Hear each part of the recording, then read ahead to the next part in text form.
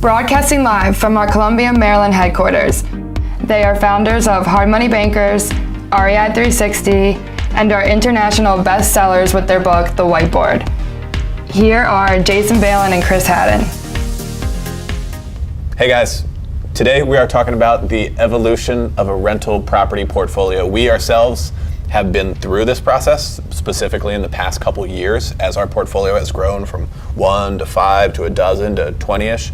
And even within those numbers, there are some things that are going to evolve big time, change a lot.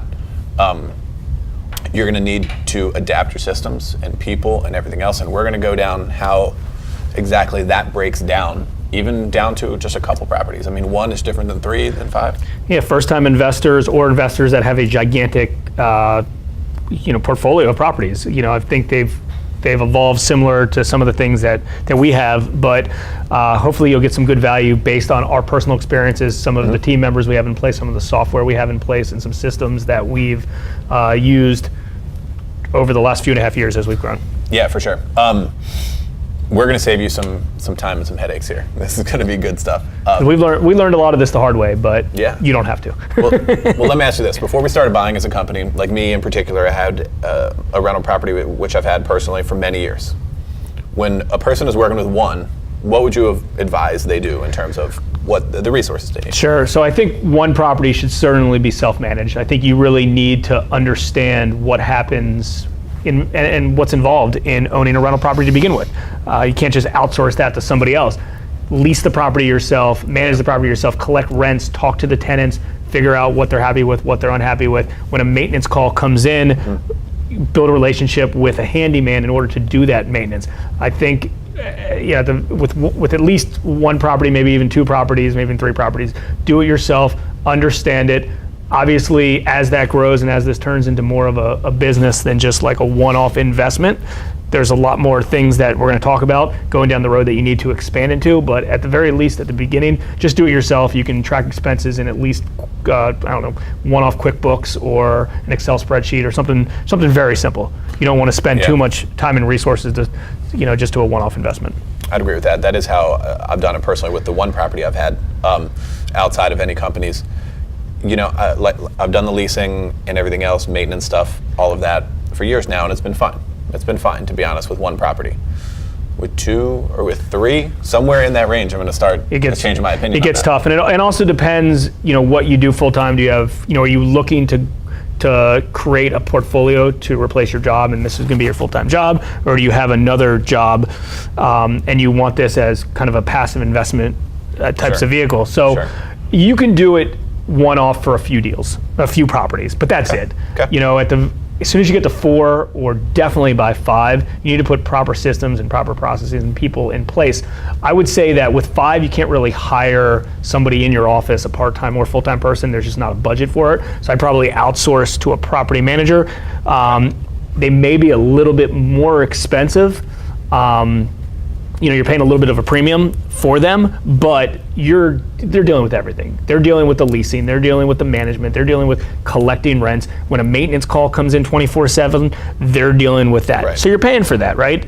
You're saying 3 to 4. In the 3 to 4 range, hire the property management company? I think 3 is questionable, 4 is most likely, 5 is definite. Okay. As soon as you hit 5, you can't manage 5 properties yourself. It's not doable, and you obviously have to put a dollar figure based on what your time is worth, and it is not worth this. I promise you that. So at 5, you get to that, and they handle all the bookkeeping. That's another thing. You don't have to deal with any expenses or bookkeeping anymore. You're just getting a bottom line number. We went through that firsthand. We did. So we started with the property management company at first, on our company level. So I think what happens though is you're going to realize that you're going to outgrow a property manager though quickly, just like you outgrew your personal self. Because what happens is, I would say as soon as you get to about 10, and I think this is when we took our next step. We have 2 steps up from where we're at right now, but from what I'm talking about right now. But as soon as you get to 10, I think you outgrow a property manager just based on the costs and what they're able to do. 10 turns into a business. This is a 6-figure business probably with 10 rental properties based on the cash flow that comes in, You're right. and it needs to be treated like a business. Now, I'm not saying that you need to be necessarily the operator of it. I think at 10, you bring a part-time person in-house that helps manage some of these things. You can have them do the leasing, you have them do the management, they collect rents, they have relationships with lease signings and work with them. You actually put some formal piece of technology and bookkeeping in place that they're the bookkeeper for. What I mean by that is you use Yardi, Propertyware, Appfolio, like a real legit property management. So you get away from the QuickBooks and the spreadsheets and make it official. Yeah, I don't think QuickBooks is capable of doing some of the things. I agree. It's just, it doesn't work. And you have the budget to do this with 10 properties. Maybe not paying a salaried employee $40,000 a year, but somebody part-time, maybe they come into your house and do some of the stuff, or you virtual assistant, but somebody who's dedicated to your portfolio, especially that can take the maintenance calls. Now again, this person's not doing the maintenance, they're not doing some of the heavy lift, some of the operational heavy lift stuff, but they're kind of the manager of the core, business structure portfolio. Gotcha.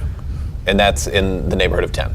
10 Yeah, to 15 and I think 10 or so. I mean, I think there's probably, and if somebody has comments related to this, audience comments and feedback, I'd love to hear when you went out on your own to getting property manager to bringing it back in-house, because I think there's going to be an argument of, well, I can have a property management manager forever, and I don't disagree with that, but I think the reason we got rid of a property manager and brought it in-house is we lost a lot of control.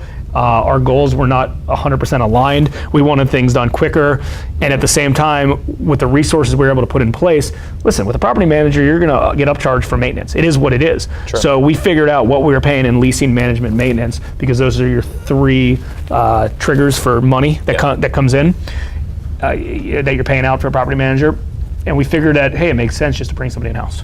Yeah, and also there's an elevated level of customer service when you do it yourself. Sure. I mean, we didn't get bad service from a property management company, but it's never going to be as good as we would do it for our own. Yeah, right? and we wanted to treat it like a business, and we wanted to have a little bit more control over it. And then I would say like the last kind of you're evolving to like the last step would be 20 plus properties. Then at 20 plus properties, you have the budget to pay a full-time somebody in-house. You can call them whatever you want, portfolio manager, property manager, whatever you want to call them. But they're full-time, in-house, day-to-day operations. Pretty busy job. Plenty going on 20 properties. Exactly. Yeah. So bills to pay, maintenance stuff going on, accounting that comes with it, everything else, reporting and stuff like that monthly. Yeah, and the one thing though is, and the reason why kind of this is important, is this is still your portfolio. You can put yourself in place, you can put a property manager in place, or you can put somebody in-house in place, but you need to set the system, you need to set the structure, you need to put the whole infrastructure in place. Mm-hmm. And the other reason why I think you put that property manager gap or that in place is you can learn a little bit about how they structure things, so you can use that to teach yourself of this is what they were doing, now we can do this ourselves. But I think evolving and creating a rental property portfolio is recommended for everybody. I mean, if you're in real estate investing to begin with, you need to be involved in rental properties, and if you know how to properly structure it, put the right systems in place, it'll be profitable. It can be a great thing long term too. I mean, it especially is meant to be a great thing long term. One of the unique things about a company like that's different than 99% of businesses out there is that the function of your company is to acquire assets, which is different. Most people do work for a client or something like that for fees, or they sell a product.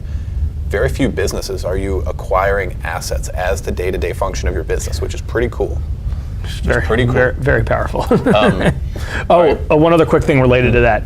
Also, the types of money that's available for your portfolio changes. If you just own one or two properties, just go like a Fannie Mae loan under your personal name.